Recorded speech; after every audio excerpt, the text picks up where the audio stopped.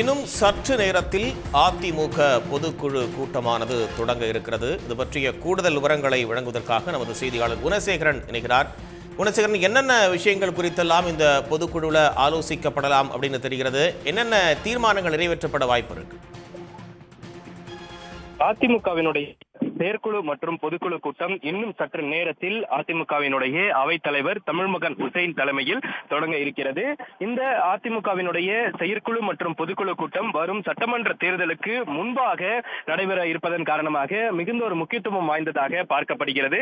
அதிலும் குறிப்பாக இன்றைய தினம் இந்த செயற்குழு பொதுக்குழு கூட்டத்தில் சுமார் 3500க்கும் மேற்பட்ட அந்த நிர்வாகிகள் கலந்து கொள்ள இருக்கிறார்கள். அதிலும் முதற்கட்டமாக அந்த செயற்குழு கூட்டம் நடைபெறும். செயற்குழு கூட்டத்திற்கு பிறகாக பொதுக்குழு கூட்டம் நடைபெறுவதுதான் அதிமுகவினுடைய வழக்கம். அந்த வகையில் இன்றைய தினம் காலை 10:30 மணிக்கு சரியாக செயற்குழு கூட்டம் நடைபெற இருக்கிறது. அதன் பிறகாக பொதுக்குழு கூட்டம் தொடங்கி பல்வேறு தீர்மானங்களும் நிறைவேற்றப்பட இருக்கின்றன. அதிலும் குறிப்பாக இந்த வரும் சட்டமன்ற தேர்தலில் எடப்பாடி பழனிசாமியை முதல் வேட்பாளராக அறிவிப்பதற்கு தொடர்பான ஒரு முடிவு இன்றைய தினம் தீர்மானமாக நிறைவேற்றப்பட இருக்கிறது. அது மட்டுமல்லாது சட்டமன்ற தேர்தலில் கூட்டணி இறுதி செய்வதும் அதே போன்று தொகுதி பங்கீடு தொடர்பான இறுதி முடிவினை எடப்பாடி பழனிசாமியே மேற்கொள்வார் என்பதும் என்ற ஒரு தீர்மானமும் இன்றைய தினம் மேற்கொள்ளப்பட இருக்கிறது. அதனைத் தொடர்ந்து திமுக அரசுக்கு எதிரான தீர்மானங்களும் அதே போன்று ஒன்றிய அரசுக்கு ஆதரவாக வலியுறுத்தக்கூடிய வகையிலான அந்த தீர்மானங்களும் என மொத்தமாக 20க்கும் மேற்பட்ட தீர்மானங்கள் நிறைவேற்றப்பட இருக்கிறது. பொதுக்குழுவில் இன்றைய தினம் சிறப்பு அழைப்பாளர்களுக்கும் அழைப்பு விடுக்கப்பட்டிருக்கிறது. அதாவது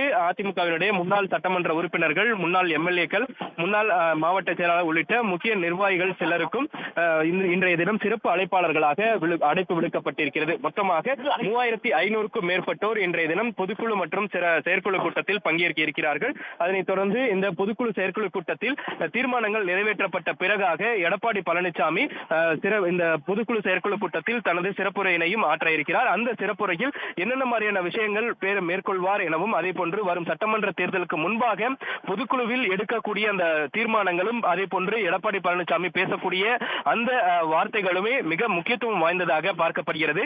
கூட்டணி தொடர்பாகவும் அதே போன்று கட்சியில் ஏற்கனவே செங்கோட்டையன் உள்ளிட்ட பலர் பிரிந்து சென்றதன் காரணமாக அது குறித்தும் ஏதேனும் பேசுகிறாரா என்பது குறித்தான ஒரு அறிவிப்பும் இன்றைய தினம் வெளிவரும். அதாவது எடப்பாடி பழனிசாமி மீண்டும் பிரிந்து சென்றவர்களை ஒன்றிக்க வேண்டும் என்ற ஒரு குரலை இனி யாரும் எழுப்பக்கூடாது என்பது தொடர்பான ஒரு தகவலையும் இன்றைய தினம் மேடையில் பேச இருப்பதாக அதிமுக நிர்வாகிகள் தகவலாக தெரிவித்திருக்கிறார்கள். இந்த நிலையில் இன்று நடைபெறக்கூடிய இந்த செயற்குழு மற்றும் பொதுக்குழு கூட்டம் என்பது அதிமுகவினுடைய நிர்வாகிகளுக்கும் தொண்டர்களுக்கும் மிக முக்கியத்துவம் வாய்ந்ததாக இன்றைய தினம் பார்க்கப்படுகிறது.